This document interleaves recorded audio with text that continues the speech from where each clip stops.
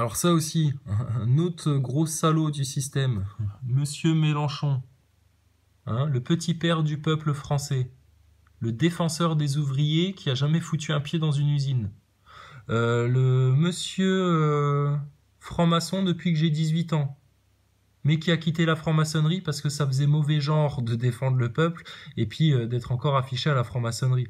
Mais parlez-lui de la franc-maçonnerie, à Mélenchon, il va perdre ses lunettes. Ton petit Branco, c'est grillé, hein.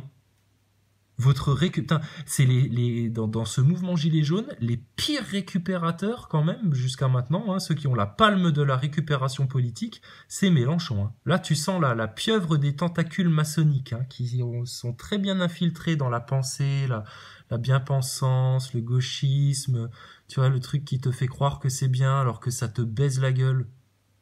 Mais les valeurs de gauche, on les a plus que toi. Hein. Nous, la vraie révolution, le grand soir, ça fait depuis le 24 novembre, tous les jours qu'on le fait, le grand soir. Allez, vas-y, grand sage, grand hibou. Monsieur Mélenchon, vous avez un avis sur la théorie darwinienne? On pourrait en parler, ce serait intéressant de parler de Darwin avec des francs-maçons. Allez, vas-y, Pépère. Incarne quelque chose de... Parce que là, ce qui va être intéressant, c'est de voir un franc-maçon te jouer la comédie. Vous vous rappelez, monsieur Mélenchon, quand vous disiez « Oh, les violences, c'est rituel, faut oublier. Hein, » vous étiez sur le port de Marseille.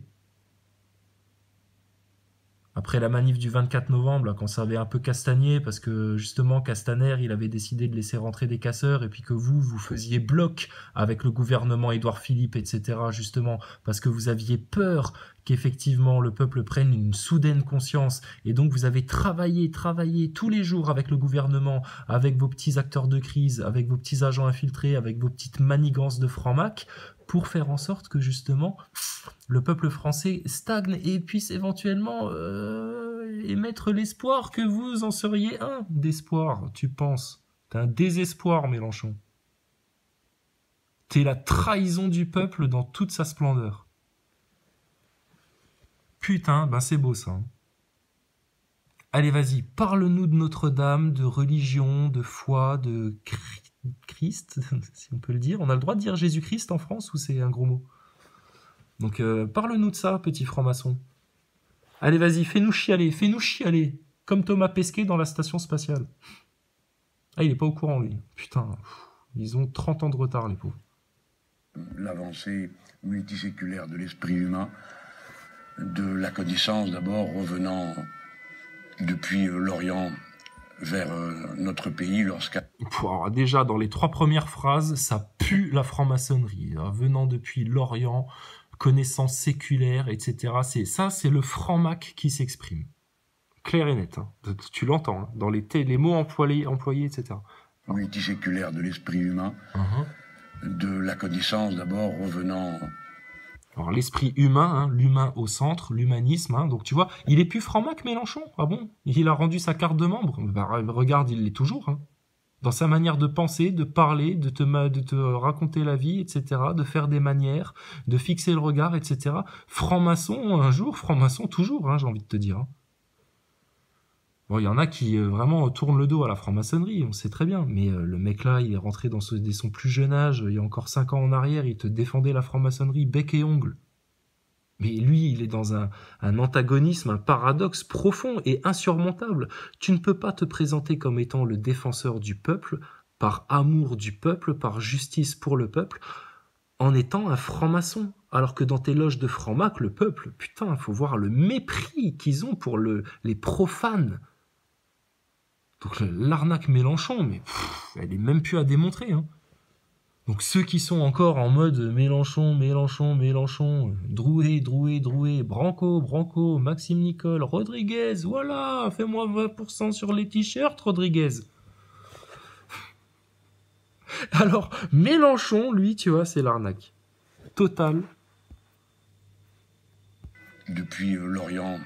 Depuis l'Orient, c'est une arnaque. Pays, lorsqu'à la fin des croisades, on a commencé dans l'Europe entière à construire des bâtiments. Voilà. Et là, putain, je l'ai pas vu, hein, et je le vois venir. il va s'approprier les cathédrales en tant que franc-maçon, parce que c'est les francs-maçons qui ont tout construit, tout bâti, tout fait, tout... Tu te rends compte? C'est malin. Hein. Alors... Depuis l'Orient vers notre pays, lorsqu'à la fin des croisades, on a commencé dans l'Europe entière à construire des bâtiments. Les croisades, les Templiers, les Rose-Croix, les Rosicruciens, les Jésuites. On peut en parler avec des francs-maçons, monsieur Mélenchon? Qui, pour la première fois, ne reposaient pas simplement sur le poids des pierres, mais sur la capacité des hommes qui construisaient à imaginer cette élévation des murs, la fabrication. Ouais, mais sauf que ça, il le faisait pour qui? Au nom de qui? Pour Dieu, des temples pour Dieu, pour Jésus-Christ, pour les saints. Et ça, il regarde, il est tellement emmerdé, il peut pas en parler de ça. Donc il te parle d'élévation des murs, d'architecte, de construction, de grands travaux, d'Orient, de connaissances séculaires, de Templiers, des croisades. Tu te rends compte? Putain de franc-mac de merde, va. Des rosaces. Les rosaces. Et toutes ces choses qui étaient si nouvelles et qui marquaient une avancée géante de l'esprit humain. Voilà, c'est l'humain pour l'humain, que l'humain. Oui, mais c'était au nom de Dieu qu'ils ont fait ça. Mélenchon, vous êtes malhonnête, là. Très, très, très, très, très malhonnête. Et puis, on a fait tout ça sous quoi? Sous des rois de France. Ouais, on construisait des cathédrales, ils géraient bien le budget, eux, les mecs, à l'époque, hein. Ah ben, ils étaient pas endettés chez Rothschild ou chez Rockefeller, encore, hein. Donc, ils pouvaient en construire des beaux bâtiments, hein. Et ils faisaient ça pour Dieu. Sous les rois de France, ça s'est fait, monsieur Mélenchon. Mais vous vous rendez compte que dans votre discours, là, de franc-mac de merde, mais vous êtes un négationniste de l'histoire française? Et au moment où je te parle de négationnisme, espèce de sale pute de Mélenchon, il y a Alain Soral qui se fait foutre en tôle parce qu'il aurait publié un dessin qui était même pas de lui. Mais c'est quoi cette histoire-là? Et l'autre, il va se présenter. Mais lui, il est resté figé. Non, moi, je suis à gauche. Soral, c'est extrême droite. Je peux pas faire copain-copain avec lui. Oh là là. Mais pitoyable.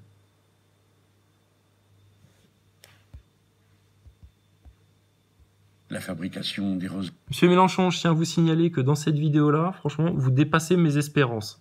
Putain, je m'attendais pas à tant. Ah la vache, comment c'est dégueulasse ce que tu racontes, le franc-mac, là. Et toutes ces choses qui étaient si nouvelles et qui marquaient une avancée géante de l'esprit humain, la reconnexion avec le passé profond qui avait permis à la science de se conserver en Orient. Le passé profond, la connaissance de l'Orient, le rite égyptien. Tu le vois venir? Ben non, reconnexion avec Dieu, effectivement, la science. On peut refaire l'historique de la franc-maçonnerie, les bâtisseurs, etc. Et puis au moment où Weishaupt est venu récupérer le mouvement, enfin tu vois, hein, le truc, hein, le coup de tonnerre, et puis hop, tiens, il y a une lettre qui est tombée par terre. Oh merde! Oh ben il a bien fait de tomber au moment-là, à cet instant-là, cet éclair venu du ciel qui a tué un homme, qui a fait tomber une lettre par terre, et qui aurait permis de déjouer tout leur sale plan de PD, là. Incroyable! Et puis, au fil des âges et du temps, Notre-Dame, en plein milieu de Paris, a symbolisé l'esprit de Paris, et par-delà de la... Non mais va jusqu'au bout, franc-mac, te gêne pas. L'esprit de Parisis, vas-y, va jusqu'au bout. France elle-même. Notre-Dame, c'est le droit d'asile qui... Ah ouais, alors ça, on en a parlé justement. Hein, si dans les ronds-points, ils nous emmerdent, etc., on va aller dans nos églises. Le droit d'asile des églises. Puis on ira se réunir autour des églises. C'est le meilleur endroit pour le peuple de bon sens. Le peuple simple. Ça nous appartient à nous, les églises. Ça appartient au peuple. Le Christ appartient au peuple. Il n'est pas là pour les évêques, les archi-évêques, les super-évêques, les ultra-évêques, et puis au-dessus de ça, le pape. Non, Jésus, il est là pour le peuple. Hein. Jésus, s'il était là, il serait parmi nous, il serait avec les gens du peuple. Hein. Il irait boire le café avec les gilets jaunes, etc. Ça se trouve, il est là, hein, il se balade, et puis personne l'a vu encore. Hein. Personne l'a remarqué. Hein. Puis le mec, il vous met des quenelles tous les jours, comme ça, il fait... On rigole. Vous voyez, Dieu a beaucoup d'humour, on peut se permettre. C'est pas... on blasphème pas, nous, monsieur Mélenchon. Enfin bref, mais attends, faut arrêter le cinéma des francs-maçons. Ces réfugiés étaient saufs. Et c'est... Donc nos églises, ça nous appartient. C'est au peuple. Donc quand on aura envie de se réunir, ce sera autour des églises. Puis c'est bien, c'est en face des mairies, tu vois. Ça tombe très bien. Et puis là maintenant, c'est un malheur, mais il faut que le malheur se transforme en opportunité. Notre-Dame s'écroule sous les flammes. On va bien découvrir et voir comment ça s'est passé, accident, machin. Enfin, on va voir un peu leur comportement en face. Voir s'ils essayent de mettre ça aux oubliettes. Alors que ça servait aussi à permettre à Macron que les conclusions de son débat soient mises aux oubliettes aussi. Donc, il y a un problème là. Je crois qu'il y a un problème, hein, vraiment. Alors, Mélenchon, les églises, ça appartient au peuple, d'accord? Viens pas nous sortir que ça appartient à la franc-maçonnerie, les églises, parce que bientôt il va te dire que Dieu appartient à la franc-maçonnerie et que Dieu, c'est le grand architecte et personne d'autre. C'est malin, les francs-maçons. Admirable. Notre-Dame, c'était le lieu où les Français se retrouvaient et se sont retrouvés en toutes circonstances, quelle que soit leur foi. On pense évidemment à ces moments en particulier, notamment celui de la libération du pays et de Paris, qui s'est célébré... Ouais, mais vas-y, va jusqu'au bout. Hein. C'est parce qu'à l'époque, les gens étaient encore croyants, tu vois. Il y avait encore une tradition française qui était établie dans le Christ, tu vois. C'était encore là, ça. Or là, sur 3 générations, là, mais attends, le travail des francs-macs, l'influence mondialiste, les modes, les chanteuses qui font des signes Illuminati, qui pissent sur les religions, Golgotha Picnic. Putain, le plug anal sur la place Vendôme. Le mariage pour tous.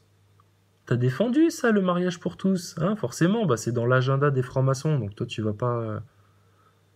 pas aller dans un sens différent de celui de la dictature. Bah oui, c'est la dictature maçonnique. Et puis bah regarde où ça a amené tout ça. Mais c'était le projet, ils l'ont cherché le chaos. Regarde, il a envie de chialer Mélenchon. On n'aura jamais le chaos pour refaire l'ordre. Mais putain, mais on s'en fout de ton chaos. Enterre-toi dedans Mélenchon. Hein. Dans la nef. Et puis on pense aussi à tout ce qu'elle a pu... Non mais ouais, regarde, le comédien. Putain, mais c'est un bon orateur Mélenchon, hein, on le sait. Mais alors c'est un super comédien, mais parce que c'est un putain de franc-mac. Hein. Qu'est-ce qu'ils sont manipulateurs, enjôleurs, comédiens, etc. Ces mecs-là, c'est fou. Hein. Punaise. Garde le chounier, là. Tu penses, arrête de voir. Suggéré à l'imagination et à la créativité. Si dimanche on crame la loge franc-maçonne rue d'Évilly, hein, parce qu'à un moment donné on n'est pas d'accord sur le nombre de points qu'on aura compté pendant le match de tennis, il y a quelqu'un qui essaiera de faire le break, enfin on va se la jouer à la McEnroe, tu vois, il se peut qu'il y en ait un qui s'énerve parce qu'il dit ouais non mais non, le service il est arrivé sur la ligne, putain, non je suis pas d'accord, et puis ça part en feu. Tu pleureras autant si on crame des loges de francs-maçons? Ou là, tu te mettras en colère et puis tu feras c'est inadmissible, il faut trouver les gens qui ont fait ça, etc. Nous, on aimerait bien trouver les gens qui ont fait ça, qui ont foutu le feu à des églises en France ces derniers temps. Et puis alors là, l'apothéose, Notre-Dame. Oh bah putain. Et on va nous dire que c'est un accident. Ouais. Mais c'est déjà bien qu'on nous ait pas sorti la version attentat islamiste, parce que c'était dans les clous. Mais ça aurait fait un peu trop gros quand même. Alors là, accident... oui, ça peut arriver. On va être indulgent. Mais on va faire notre enquête. Hein. Effectivement, le 11 septembre, il aurait été possible que, par un hasard vraiment incroyable, les plaques des tours, tu vois, s'écroulent les unes sur les autres, et puis à la vitesse de la chute libre, mais non, il y a eu des explosifs, hein, on s'est foutu de notre gueule le 11 septembre. Mais vous savez, monsieur Mélenchon, si vous aviez dénoncé le 11 septembre comme étant un false flag et un inside job, ce que c'est dans la réalité, ce que ça a toujours été, le 11 septembre, eh ben vous auriez pu éviter beaucoup de morts en Irak, vous qui êtes là pour l'humain, l'humanisme, etc., tu penses. C'est des guignols pareil, hein. Et regarde, eux, ils sont dans leur monde, les médias continuent à aller écouter ces mecs-là, alors que ces mecs-là, c'est des buses. Seulement les médias, ils vont pas s'arrêter de faire ça, parce que s'ils s'arrêtaient de faire ça, ce serait reconnaître que pendant des années, les médias ont fait de la merde en France. Ils ont été écoutés de manière obséquieuse, des grands cons comme ça, qui connaissent rien à rien, qui te vendent de la franc-maçonnerie à tous les étages, mais qui savent même pas ce qu'ils font. C'est des zombies, les gens-là. On imagine cette cour des miracles décrit par Victor Hugo, et puis ensuite le livre lui-même. Alors, cour des miracles, parlons-en des miracles. Les miracles de qui? Qui a fait des miracles sur Terre? Et puis la charité chrétienne, ça vient de quoi? Ça vient d'où? Aider son prochain, aimer son prochain, s'occuper des plus pauvres que soi, des plus démunis. C'est parce qu'il y a encore ce sentiment-là, au fin fond des Français, du cœur des Français, que t'as des bénévoles dans les restos du cœur. Pendant que les pétasses de chanteuses, là, elles vont faire les enfoirés sur leur scène en mise en scène luciférienne, là. Qui fait la mise en scène de ce spectacle dégueulasse, là? Notre-Dame, qui est un chef-d'œuvre de la littérature, et qui rend un hommage si clair, si simple, si net à l'esprit humain, s'exaltant dans l'architecture. Ça, c'est la phrase choc, ça. L'esprit humain s'exaltant dans l'architecture du grand architecte de nos travaux de franc-maçon. Il peut pas s'en empêcher, hein. T'as vu? Il est formaté franc-maçonnerie, Mélenchon. Donc demain, il peut passer Rassemblement National et rejoindre Marine Le Pen, il sera toujours franc-maçon. Et Marine Le Pen, t'inquiète pas, des francs-maçons, elle en a déjà bien assez chez elle. Et elle, en plus, elle a toute une tartine de sionistes dans son parti. Oh là là. Oh là là. Mais on la voit venir aussi, hein, la mère Le Pen. Puis alors, tout ce qui est entre, c'est bon.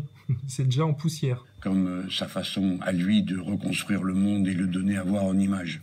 Notre-Dame. Donc, à partir du moment où, comme le disait Drouet tout à l'heure, hein, parce qu'on va reprendre les données officielles du système, Drouet nous dit on est 70-80% à être en soutien au mouvement Gilets jaunes. Bon, la base de la base, si tu es en soutien du mouvement Gilets jaunes, c'est que tu as pris conscience que vous tous, les politiciens et les trucs de merde, les partis, etc., vous serviez à rien. Donc à partir de maintenant, donc déjà vous, qu'est-ce que vous faites là? Pourquoi faire? Qui vous paye? Vous nous apportez quoi? Quelles solutions, quelles idées? Faire du spectacle de franc-maçon pour votre salaire de député, vos indemnités, etc. Pas besoin, inutile, dégage. On peut révoquer aussi nos députés, tous les grands comptes politiciens là qui parasitent la parole publique depuis des années pour faire du spectacle de franc-maçon. Donc ils nous servent à rien, ces gens-là. Ils nous servent à rien, les politiciens. C'est des freins. Donc tu vois bien, eux, ils s'accrochent à leur place comme des poux, putain. Des suceurs, c'est des vampires, ceux-là. Ils produisent rien, même pas de l'idée, même pas un plan de société, de vie. Ils balancent rien, ils connaissent rien. Regarde-le, il a des cernes sous les yeux, le papy, le pauvre, putain, mais prends ta retraite maintenant, Mélenchon. Arrête tout. Hein, file ta place à Branco, comme ça Branco, lui, on l'a déjà brisé en deux, tellement c'est une croquette celui-là. Et puis voilà, terminé, quoi. Terminé. Et puis la mère Le Pen, elle va se faire un sac. Qu'est-ce qu'elle, elle va oser venir avec le drapeau français, prétendre qu'elle défend le drapeau français, etc. Alors qu'elle fait des pipes à tous les sionistes tous les jours en France, celle-là. Putain, mais sérieux.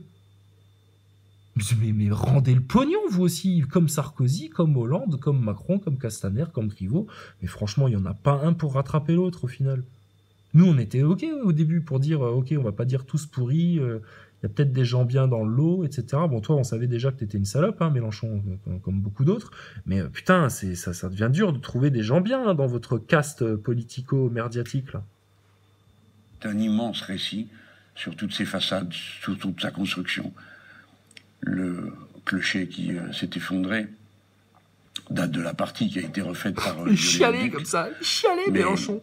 Maintenant, nous faisons tous des vœux pour que ce qui s'est effondré ne fasse pas tomber la voûte. Non, on fait pas des vœux, c'est pas ton anniversaire. Fais une prière, Mélenchon. Ah, tu peux dire prière ou t'as les dents qui tombent si tu dis faire une prière. On a le droit de dire à nos enfants qu'ils peuvent faire des prières s'ils veulent, ou ça aussi, la franc-maçonnerie, elle nous l'a interdit. Et si on dit à nos enfants de faire des prières, à l'éducation nationale, on aura des profs et des instituteurs qui seront derrière pour leur dire « Mais c'est des bêtises, ça. C'est des bêtises. Fais plutôt des vœux. Des vœux au grand architecte. Enfin. Enfin. » Ça vous dérange pas qu'on soit là? Donc, parce que nous, par contre, ça nous dérange que vous soyez là, les gens comme vous. On en a marre des neuneux, vraiment. On aimerait que vous disparaissiez. On a des choses à faire, nous, ici. Vous gênez, vraiment, grandement. Vous prenez de la place. Vous respirez de l'air. Vous bouffez. Vous utilisez des choses. C'est gênant. Vous êtes des parasites. Vous nous gênez, en fait. Vous êtes une race de neuneux. Les neuneux de la politique et les neuneux des merdias. Hein, vous êtes toute une caste là qui était anciennement dirigeante et maintenant vous êtes au soubassement de la sous-cave. Donc comptez vos 6 caves, mais le shéol vous attend. Donc vous nous dérangez. À chaque fois que vous parlez, c'est pour rien dire. Ça fait rien avancer. Ça crée des débats, des polémiques, on perd encore plus de temps, etc., etc. Vous savez faire que ça. Donc on peut parler de franc-maçonnerie, monsieur Mélenchon ? Merci bien. Vers l'intérieur, ce qui désarticulerait définitivement le bâtiment. Et je pense... Mais tu sais, dans sa comédie de chougnard de franc-mac, il t'en parle comme de quelqu'un qui est malade, en train de lutter contre un cancer et qui est en phase terminale. Et là, vraiment, là, si la température, elle baisse encore d'1 degré, on pense que ce sera irrémédiable, il ne reviendra plus jamais. On pourra faire une prière pour nos morts ? Pour les gens qu'on perd, pour les gens qui nous ont été chers? Ou ça dérange aussi les francs-maçons, ça? On a le droit de fêter la nativité du Christ, ou ça dérange les francs-maçons en France? Ange qui se trouve sur la flèche et qui regarde le zénith à l'heure où le soleil se lève et puis se couche. Voilà, le soleil, le culte du soleil. On arrive sur des sujets intéressants, mine de rien, avec tout ça. Hein. Et voilà ce qui te vend, le franc-mac. Notre-Dame. Et puis, alors, bien sûr, regarde-le, là. Putain, il a le regard dans le vide. Tu croirais qu'il vient de perdre un gosse. Putain, c'est bon, hein. T'es même pas croyant, qu'est-ce que t'en as à foutre? Regarde, nous, on est croyants et on prend ça encore avec optimisme, tu vois, et avec... Enfin, pas comme ça, en tout cas. Hein. Et depuis plus d'1 millier d'années, le métronome des Français. Notre-Dame, en plein milieu de Paris depuis plus de 8 siècles, vous le disiez. Ça rend un petit peu... C'est énorme. Plus d'1 millier d'années. C'est énorme. Putain, mais Mélenchon, mec. Oh là là. Je sais pas qui va avoir la Palme d'Or cette année. Hein. Si c'est toi ou Thomas Pesquet ou Drouet ou Maxime Nicole, mais putain, qu'est-ce qu'on a comme bons acteurs en France quand même. Le cinéma français va renaître. Hein. Ah ouais, on prendra des taulards comme ça. On a fait des films. Ta gueule, fais des films. Mets-toi en slip maintenant. Joue la scène où il faut faire le PD un peu. Mais non, t'inquiète. Oh là là là, qu'est-ce que vous nous faites rire les francs-maçons. Eh tiens, ça me fait penser, il faut qu'on rappelle Monsieur Hupsch pour lui demander s'il veut venir faire un tennis avec nous ce week-end.